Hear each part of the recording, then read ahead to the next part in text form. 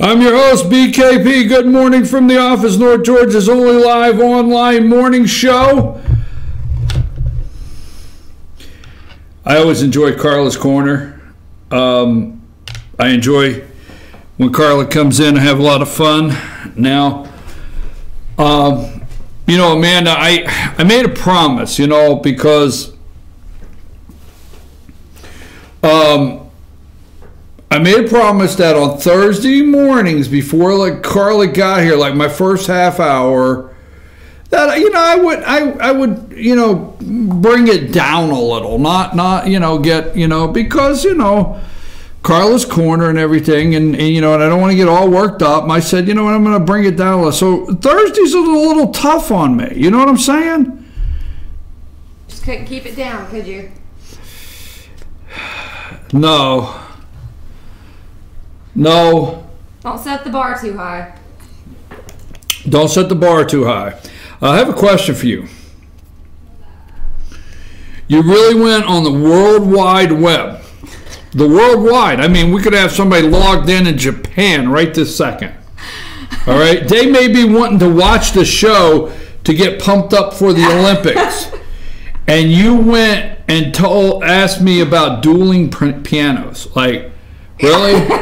So I come on here and I talk about Uranium One and Sid Blumenthal and Hillary Clinton, and I break all this stuff down and I study this, and I know how Congress actually works and operates for the most part, allocating who allocates funds and things like that.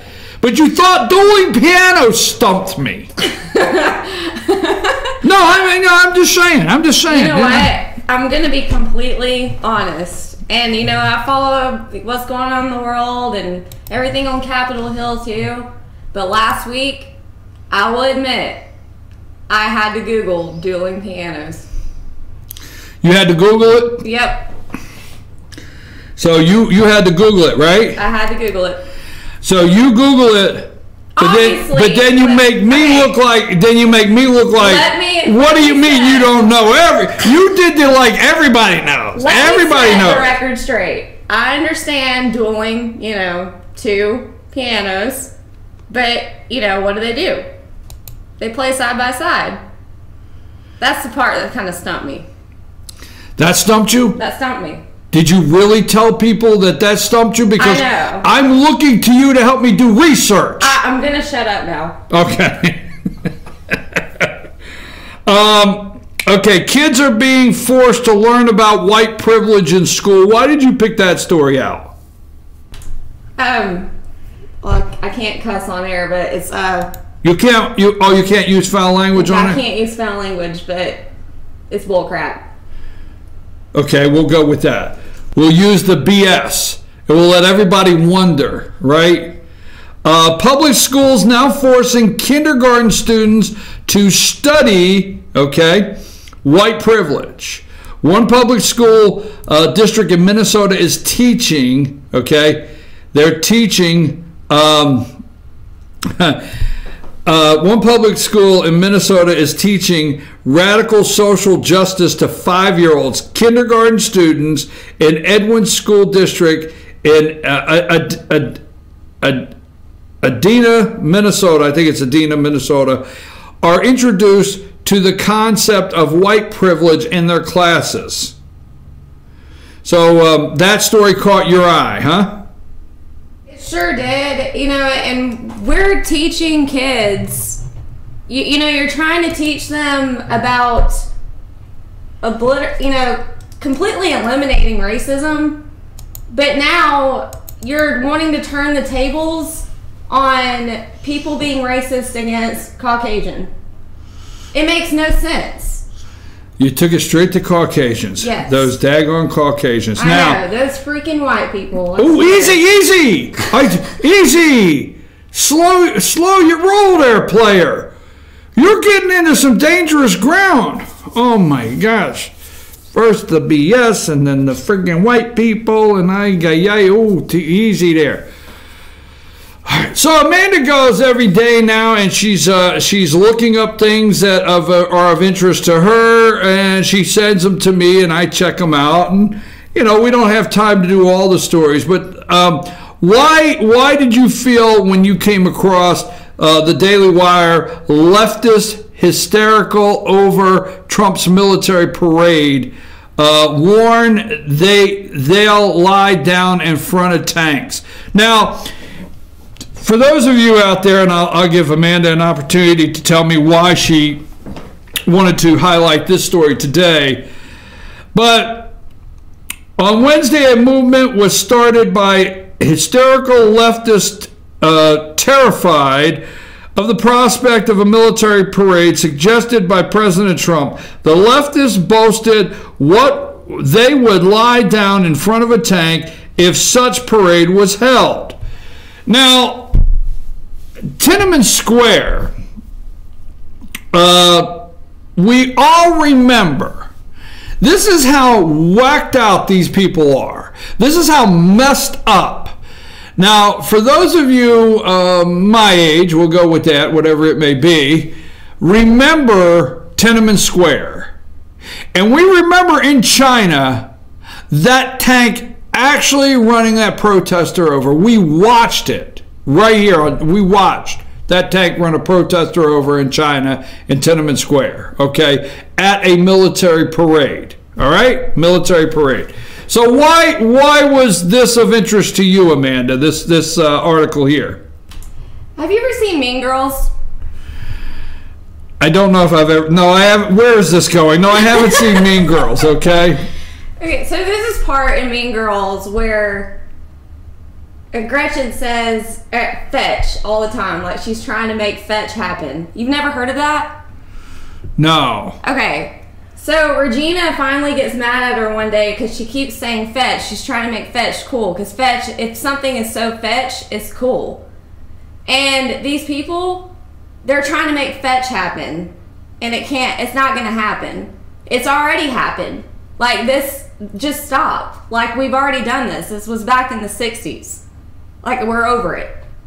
Oh, okay. And did you see the tweet on that article from Arn Manconi? Yeah. And it says, we already have 13 people who signed up to lay down in front of the tanks if Trump brings out the military parade. Will you join us? Like, you can't even spell check? You see that? Yeah, but I have to be cautious on when I criticize for spell checking. Yeah. What was it last week?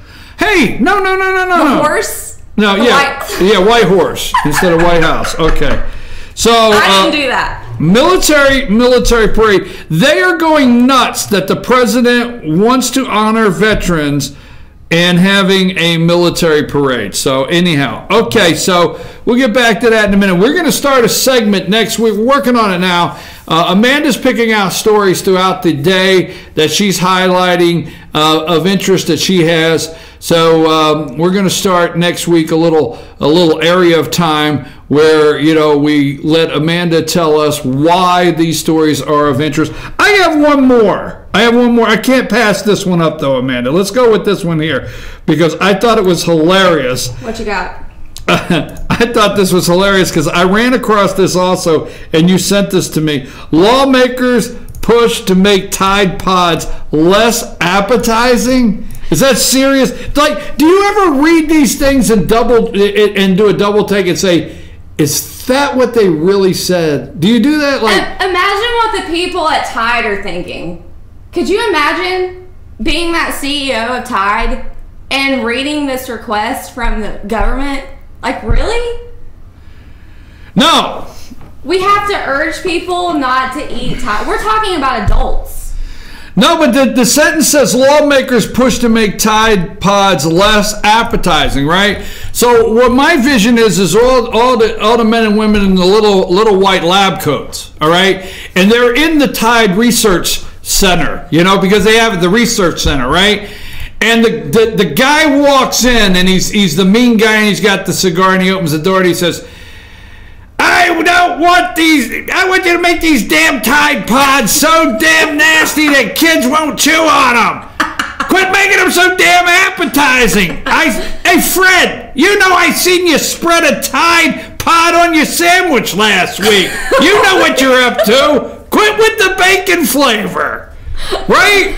I mean, you know what I mean? I know I'm not joking around, but when you read this, less appetizing, you're thinking, I wonder. No, it actually, when I read that article, it made me think, like, what am I missing out on? It kind of made me want to try a Tide Pod. Amanda, there's a point where you're supposed to stop. And you were supposed to stop before that was said, okay?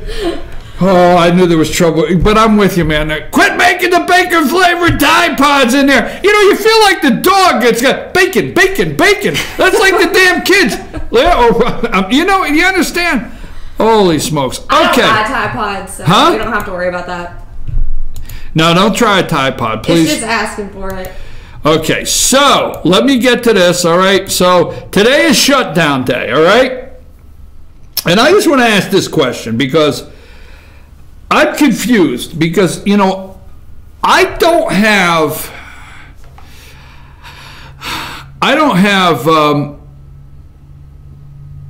you know, I always say this, all right?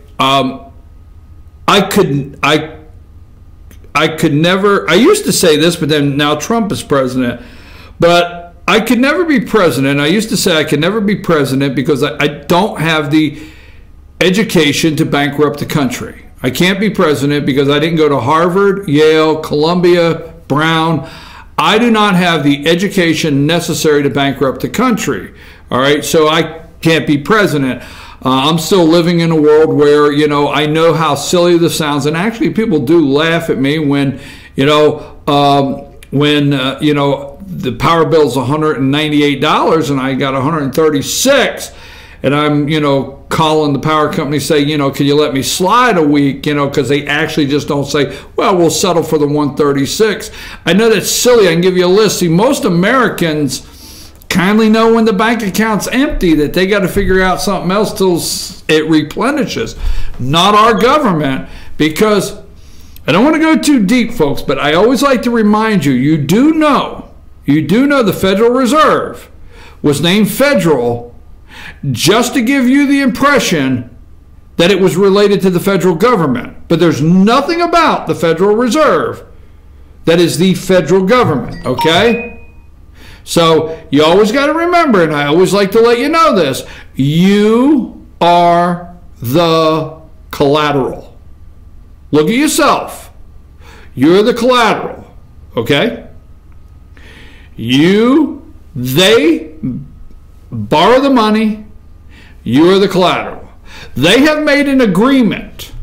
Let me just break this down, okay? They have made an agreement, all right, that if the government cannot pay the debt, the government has agreed to take your money. Now you're screaming on the other end of the camera, okay?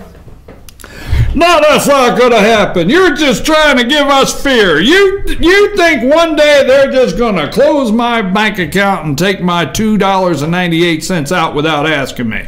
That's right. Now let me bring this down to the local level. All right? Maybe like dueling pianos. Let's bring it down to where like we understand the dueling pianos. Okay, your county sells a bond. All right? You go and you vote that, hey, you know what? I want this and I want that in my county. So what you're really doing is approving the county to sell a bond, right? So the county goes out, sells a bond, $60 million bond, right? $60 million bond, all right? And the county says to the people that they buy the bond from, here's what we'll do. We will guarantee, don't you call me a liar, I know this for a fact. We will guarantee if we can't pay back out of the revenue, the tax revenue we collect, right? You're paying property tax. Okay, you pay property tax, all right? And I cannot stand that. Now we're going to get me worked up, okay? But you pay for your house your whole life, but you're not done. You didn't pay for it because you still need the services provided. You know, you need services. So you lived your whole life. My damn grandmother and grandfather lived their whole lives in their 80s and did not realize they needed all these damn services, okay? But you and I, we have to have these services provided by the government, okay? So that being said, you have property tax.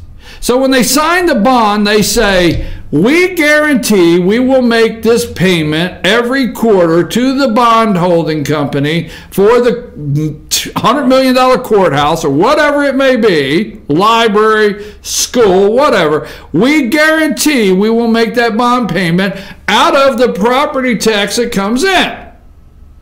But we will also guarantee to use the people, the citizens in our area as collateral, meaning we hold the rights to up their property tax. So if we see we can't make the $5 million payment on the first of the month, we'll take it from them and give to you because you will come first. Now that's a true story whether you want to believe it or not. You are the collateral for the bonds in your county. You are the collateral. Now, don't tell me you don't understand that because some of you in the county that I may be broadcasting from has gotten a tax bill that your property tax went up $500,000. Why did it go $500,000? Because we guaranteed the bondholders that you, the collateral, would pay the debt. So, getting back to that, nobody talks about the debt. Nobody. Now, I am, for one, not a Republican. I've always said jokingly, and I don't want my good Republican friends, there's some good Republicans out there, friends that get upset. I just always say the Republicans told us a better lie, okay? When was the last time you heard repeal Obamacare? Nah, hell, they fell for that. The dumb masses, the sheep followed. They fell over the edge. They're all dead. They fell for that. The hell with that Obamacare. They have already, now I'm getting off here a little bit, Amanda, but pay attention, damn it. They have already decided that repealing Obamacare is not in the top 5 campaign promises for upcoming 2018. It doesn't have quite that crisp. It's not lettuce. It doesn't have that, it's like stale now. It doesn't snap when you say repeal Obamacare. So they've moved that down. Watch in 2018 how many candidates will run on repeal Obamacare, right? So I've always said the Republicans just told us a better lie. I'm sorry, I got some good Republican friends. Don't get upset. Don't get all upset, all right? That being said, there's this thing called the debt. And the Republicans last time, we had Dennis Hastert. And Dennis Hastert, Amanda, get ready for this.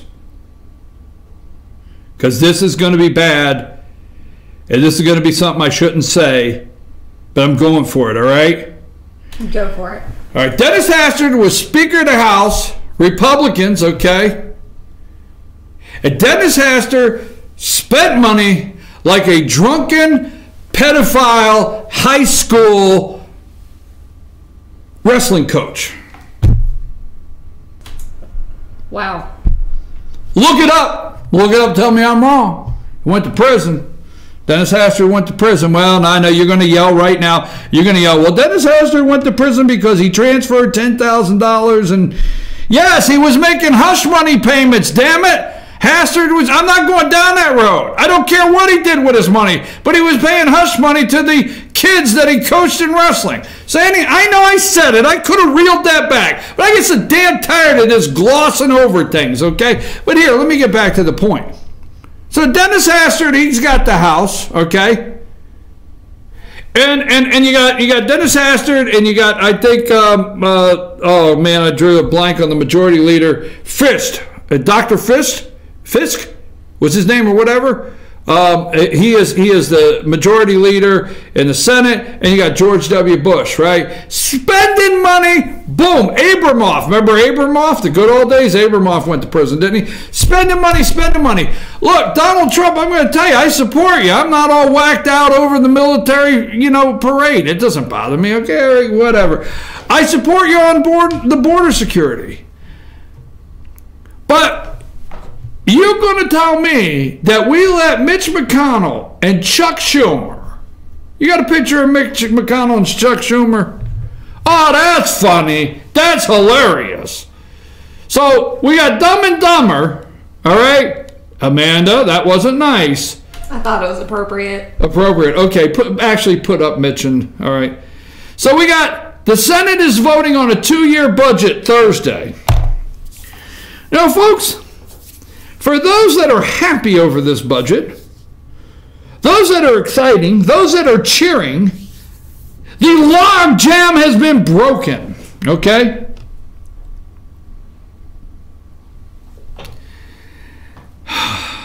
I'm not one of them that's cheering that the two of these people have come together and announced there's a 2-year budget deal. I'm not. Now, I get tired of being yelled at unpatriotic, but wasn't it just 2 days ago the Pentagon, and just type it in, Amanda, tell me what the number is in a minute. The Pentagon's first audit, can't find $800 million. Is it 800 billion or million? Just let me know. Just throw me a number in here in a minute. Pentagon can't find in the very first audit $800 million, right? They can't account for 800 million. Right. Can't account for $800 million, all right?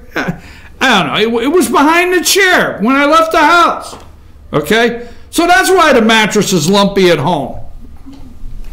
So anyhow, that being said, I get tired of being told like or being looked at like I'm not patriotic. Don't test me. Don't test me, okay? All right? I'm patriotic. But to make a 2-year deal, according to increases, defense spending will go up $80 billion in the first fiscal year in 2018 and $85 billion in 2019. Now we've gone nuts over $15 billion for a border wall. We've decided to shut the whole world down over the border wall and appropriating $25 billion. We've gone nuts over that. Border security. But no, the military, $80 billion the first year, $85 billion the second. Now, while raising non-defense spending, meaning domestic spending, raising it. You need to look in. There's not enough time on this show into what domestic spending. See, that's the deal that Dumb and Dumber made. Okay? While raising non-defense, this is not defense, domestic spending by $63 billion, and the next year $68 billion. Oh my God! I mean, I swear to God, where is the nitro when I need it? I mean, come on! Are you serious? All right. Now, where will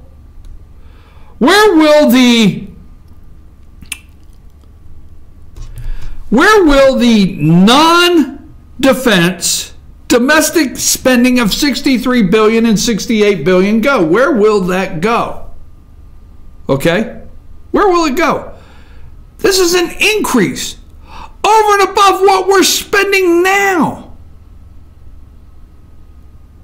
Now, we've just done a tax reform bill, and I'm not knocking the president, but I'm just trying to keep it real. This is what happened when what would Chappelle say now? This is what happens when keeping it real goes wrong, okay? I'm just trying to keep it real, folks. We just passed a tax reform bill that the CBO score, don't yell at me, I'm not into all the CBO score, but we had all of this attack that the tax reform bill would increase the debt $1 trillion over 10 years, right? So I'm not going down that road, but if the tax reform bill, are you really looking for new tax revenue from the economy to cover this increased spending?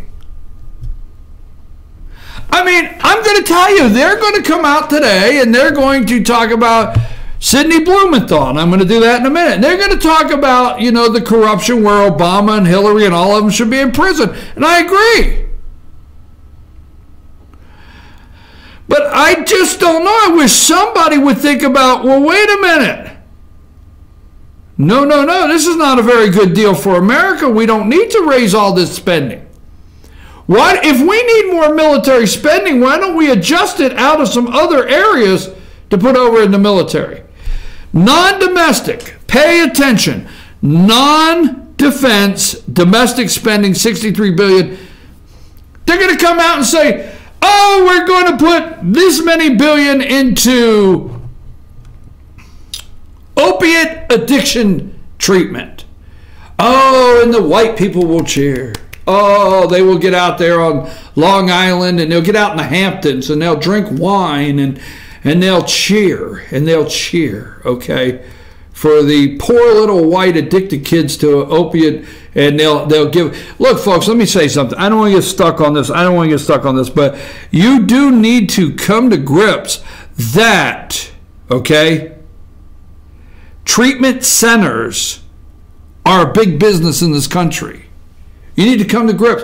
When a treatment center for addictions, okay, whether it be, Anthony Weiner or Rosenstein, or not Rosenstein, not him. He's got a different problem.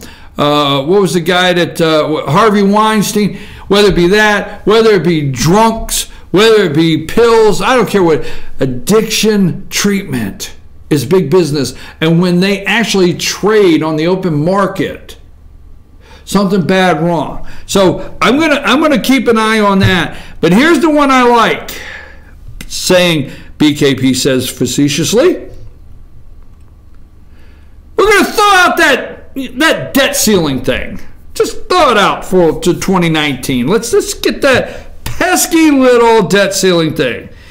It suspends the debt ceiling until March of 2019, ensuring Congress won't have to deal with the legislative headache until after this year's midterm elections. Okay? You see, Congress thinks, the Democrats think they have it in the bag. They think they have the argument. And what they do historically, okay? So if you think, put Dumb and Dumber back up, okay?